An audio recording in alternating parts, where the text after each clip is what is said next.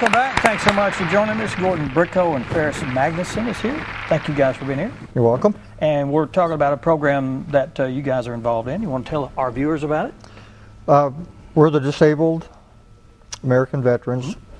We drive the DAV van, which Mountain Home has 2 vans, to Little Rock, Monday to Friday, carrying anywhere from 8 to 10, 12 passengers a day, going down to Little Rock so that they can get their medical attention. Now, these are just for veterans that you transport down to Little Rock? Okay. Yes. All right. Yes.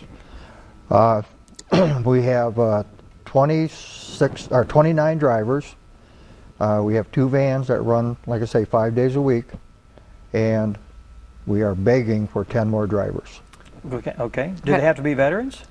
No. Do they have to have a CDL license? No.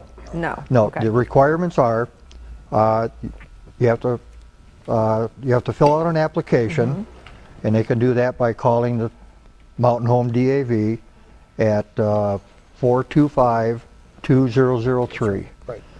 And they can get an application.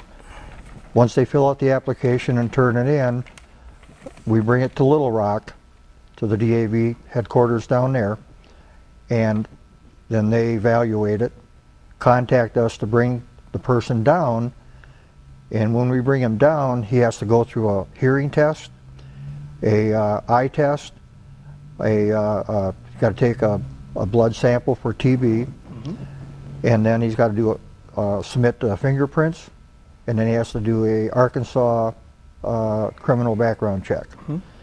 Once all that is cleared,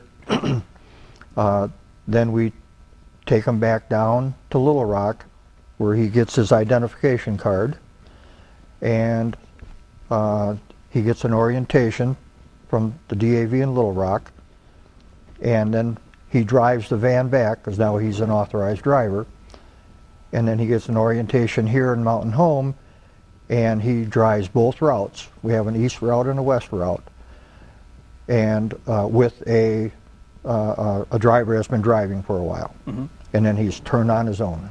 Okay. He's turned loose. Is this a volunteer, or is there pay involved? It's absolutely a volunteer service. It's a volunteer, okay. Yes. Well, we do get paid. Yeah. When we go down there, we get a free lunch. Yeah. Well, if a person I'm going to Little Rock for a free lunch. volunteers, how often could they be expected to drive to Little Rock? You said you need 10 more, so you're on a rotating system? We are. You are on a rotating system right now? So if someone says, well, I'd like to become a driver, how often would I be required to drive? I would say it's going to kind of be up to that person. So it's a volunteer. It's a volunteer type thing. I'll tell you, it's a long day. I don't think I would want to do it every day for a week. You'd be pretty tired out. Because in my case, when I start, it's like 4 o'clock in the morning. And by the time I get back, it can be as late as 6 to 6:30, possibly. And so when you take the patients down, or the veterans down there, you wait for them to see their physicians, right? Absolutely. Okay. Yes, we're so there. It depends on how long that takes. Exactly, we're there. We try to leave no later than 3 o'clock in the afternoon. That's kind of the rule. They do have a badge that they wear that looks like this without the driver on it.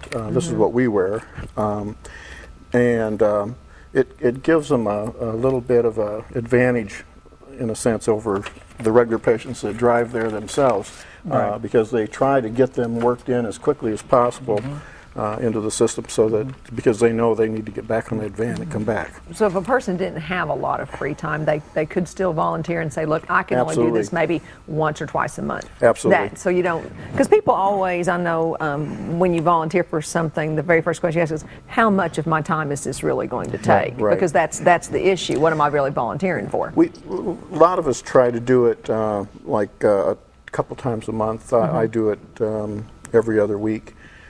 Sometimes that turns out twice a month. Sometimes it's 3 times a month. But it's strictly up to the person that's doing it. This gentleman right here is our scheduler, so he's volunteered to keep the schedule, and he schedules everybody. You know, can you be on like an on-call situation? Like if someone doesn't show up, can you call? We do have that. We do have that, but it's it's one of the drivers. Right. And on the bottom of our monthly calendar of whoever drives, we have 3 people down there on an emergency call. Okay. So if they wake up sick or there's something going on and all of a sudden at the last minute they can't go down there. Yes, yeah. And I think one of the things that we would like to mention too is that there are some things that will prevent somebody from being able to drive. You must have eyesight in both eyes. You have to be able to pass the hearing test and the eyesight test like we talked about. If a person has diabetes and is on insulin, he won't be allowed to drive. Okay. What about driving record? Driving record is looked at. Must Absolutely. be clean Better driving be clean, record? yes. And and you have to have insurance on your motor vehicle. It's not used necessarily to drive the van, but it evidently shows that you're insurable. That you're a responsible that you're person, responsible, carry your yes. own insurance, Right. yeah. And if anyone has had heart surgery, any kind of heart surgery, stent, bypass surgery, there's a 2-year waiting period after the surgery before you'd be eligible to be checked again to make sure that they would bless you and let you drive. You've said men a couple of times. Could a woman be a driver? Absolutely. Okay. 'Cause you said men. We have one lady driving right now, I think, and I know only one, but Yeah. but oh, absolutely. Because you don't have to Men, lift women, anything or no, anything like that, as long nada. as you can drive. Okay. Exactly. And as long as you can eat lunch. And you can have lunch. That's required. That's exactly right. I guess another thing that we want to let people know is that once the vans are purchased and they're turned over to the Veterans Administration, and the VA literally, in a sense, owns the van. Then they do all the maintenance on those vans. They're very, very well kept up. Their tires on those vans look like they're brand new every time I look at them. I think they pay for all the maintenance and the fuel and all of that on those vans, so they're well taken care of. Do the people go down there with a cell phone, or would it be helpful if they had one of their own? We have a cell phone on that the goes with the van. van, okay. Right, and in fact we generally ask the patients to turn theirs off when we go down and we come back to keep everything kind of calmed down a little bit and comfortable for everybody. Comfortably, how many drivers would you be looking for? 10. 10. You're looking We're for looking 10. for 10 right new now. drivers. If somebody all of a sudden 20 showed up on the block, we would probably be just as happy, right? Yeah. Oh, yes. Oh, yeah. Yeah. But Because out of those 10, we'd probably get 6. right. Yeah. Yeah. Right. Okay. Now, on our vans, we get a brand new van every 2 years. Right. And if anybody wants to donate, if they cannot donate their time, and if they can donate some money, go to our local VFW, tell them this is a donation for the new van. The VFW here in town is very good to us. So when you say you get a new one every 2 years, you mean you buy your own? They're not provided? What happens is the DAV buys the van. Ford Motor Company, all the DAV vans are Fords. I can give you a little history if you like. But all the DAV vans are Ford vans. Ford pays $17,000, we pay $17,000. And they're 1-ton vans, seats 11 if you're 130 pounds. Comfortably seats 8.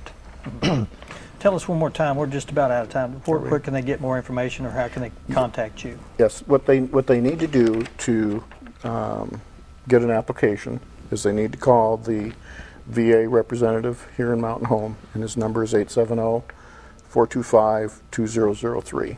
Okay. And they will make sure that they get a application for driving. And the whole process is about 2 months Oh, Okay. to go through the to training. go through the whole process. And our viewers, if you're interested, they can contact you and find out all that detailed information about Absolutely, that. absolutely. I want to thank you guys for being here.